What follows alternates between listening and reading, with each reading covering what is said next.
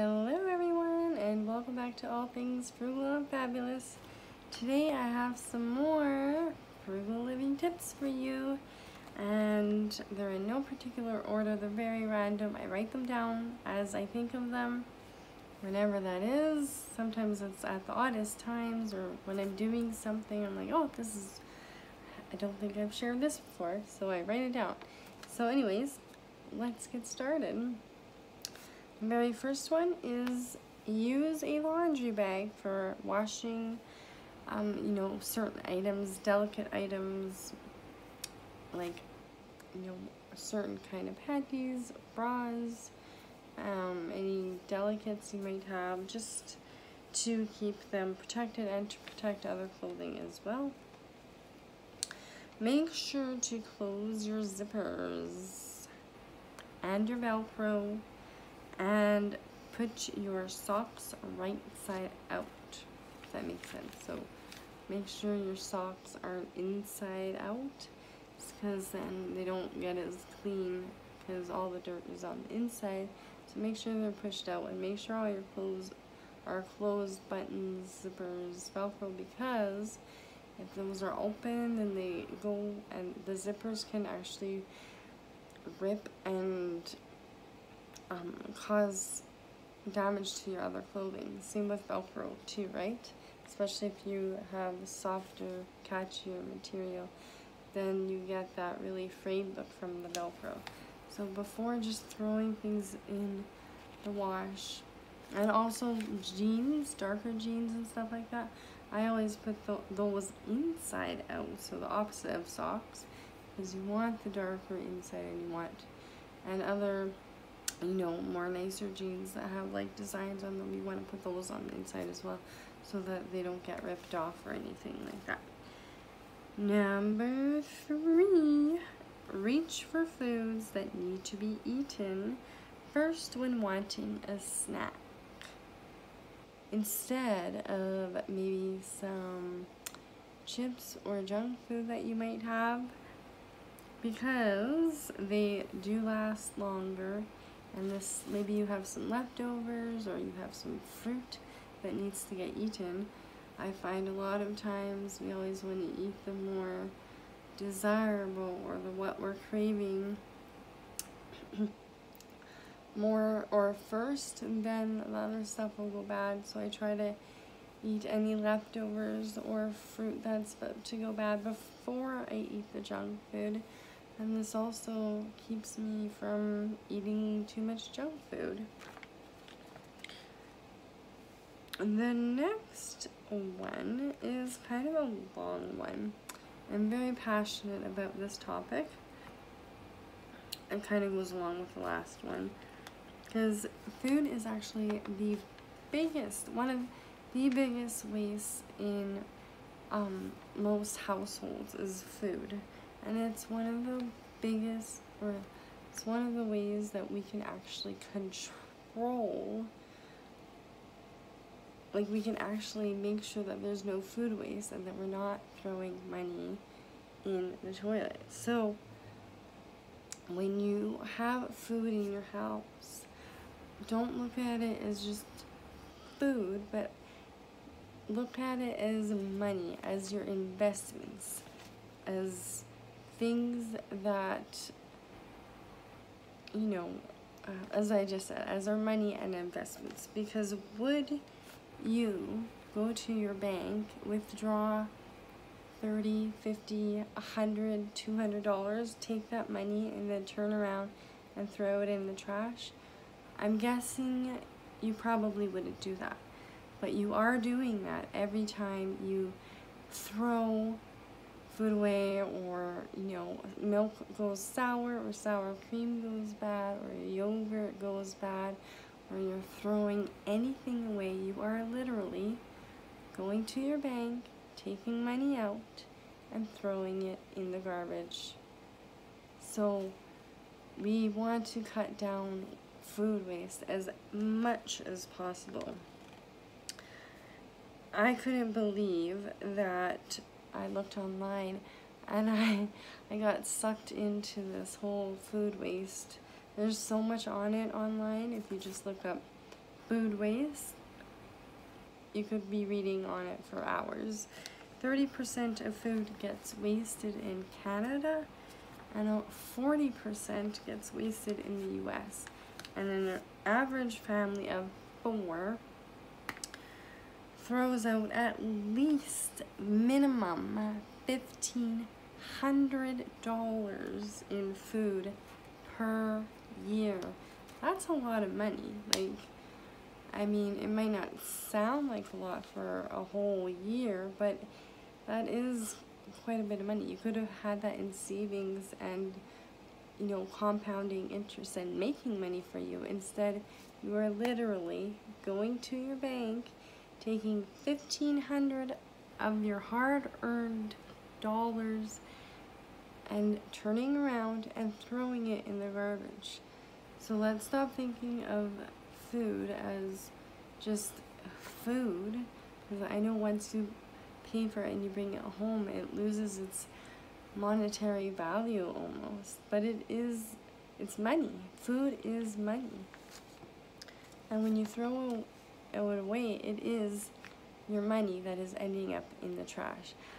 And I get so anxious when I see waste, and if I end up wasting anything, I get so upset, and you know, I'm like, oh, I just threw $2 away, and you know, so it might only be a little bit, but all those little times that you're throwing food away, it adds up. And I try so hard. Some months I go without wasting anything. Sometimes I throw a few dollars, but I have gotten very good at reducing my waste, and I hope that you can too.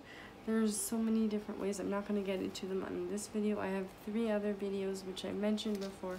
There is a playlist on how to lower food waste, so maybe check those out. Next one is, don't be afraid to move your money where the money is. So sometimes I have you know, multiple different savings accounts or GICs or even tax-free savings accounts, because sometimes you get better offers at different places, and it's okay to move your money around. It's okay to open an account that has a higher interest rate than your current account. It's okay to do that. You don't have to feel like you're cheating on your bank or anything like that. I mean, they don't like it very much when you take your money out of that bank and put it elsewhere, but it's too bad for them, right? Go where the money is. And these are just my opinions. I'm not a financial advisor, but this is what I have been doing, and it has not let me down yet. So next one is BYOB, and that, by that I mean bring your own bags to the grocery store, or to most stores now. They actually charge 5 to 10 cents per bag. I know it doesn't sound like a lot, but again, it all really does add up. If you're going grocery shopping at least or once a week, sometimes people even go more than that, and you're using 3 to 5 bags, let's say, so 5 times 5 is 25 cents. So 25 cents each week, that is a whole $1 in a month, and that is $12 a month. But I think it's a little bit more than that, because most people use you know, more than 5 bags on big shops, and double bagging and all that kind of stuff. So, and I've been to a couple places where they're charging 10 cents, so change that 25 cents to 50 cents, and that's like $2 or more a month on just bags when you can bring them yourself. The next one is stop buying garbage bags. Again, with the plastic bags. Get creative, use what you have. I didn't know a lot of places are, or Walmart at least that I know of, is stopping with the plastic bags, and I think that's great. You don't have to use plastic bags for garbage, you know. You can I'm sure most people have a multitude of plastic bags that you could still be using, that you don't need to go out and buy more garbage bags. You can use, if you buy rice in bulk, you can buy those. If you buy any new electronics or anything like that, or anything new at that, like when I bought, I don't know, items that are new, most things come wrapped in plastic bags. If you use toilet paper, your toilet paper comes wrapped in plastic. Use that as a garbage bag. That's what I do for my bathroom. What else is the bags? I have potatoes, apples come in bags, your toilet paper, rice. And then also another tip, what I like to do is to separate your garbage. So you got your wet garbage and then you got your dry garbage, right? Wet and dry. So if you're using a holy bag, like most potatoes and apple bags have holes in them, so you don't really want to throw away wet garbage in there. So throw your wet garbage into like a tub of some sort, and then keep your dry garbage into your holy. And then at the end of the day, when you're throwing it all out into your big bin, just throw it all in there. Or put it into the holy bag and then throw it in there. And then I always just give my bin a quick rinse after that, and it's fine. Throw some bleach or pine saw or whatever you got, and the smell goes away. Or most of that wet garbage is compostable, so most of mine, especially in the summer, ends up in the compost anyway, so there's not a lot of wet garbage that goes into my garbage can right now. The next one is kind of to go along with that one, is reduce your garbage, compost, recycle, reuse, reduce the amount of stuff you bring into your home. By reducing the amount of stuff you bring into a home, the less garbage you'll have. So I don't know how much more I could say on that, but yeah, definitely I should have shown you my garbage, my kitchen garbage is not very big. It's very small, and yeah, that is good enough for us. I don't fill it up very quickly, and again, that's only for my dry garbage. All the wet garbage goes into the compost in the summertime. So yeah, we do not make a whole lot of garbage anymore, and that's the best thing you could do, because it also, some places actually charge you for extra garbage. So to try and get your garbage as low as possible.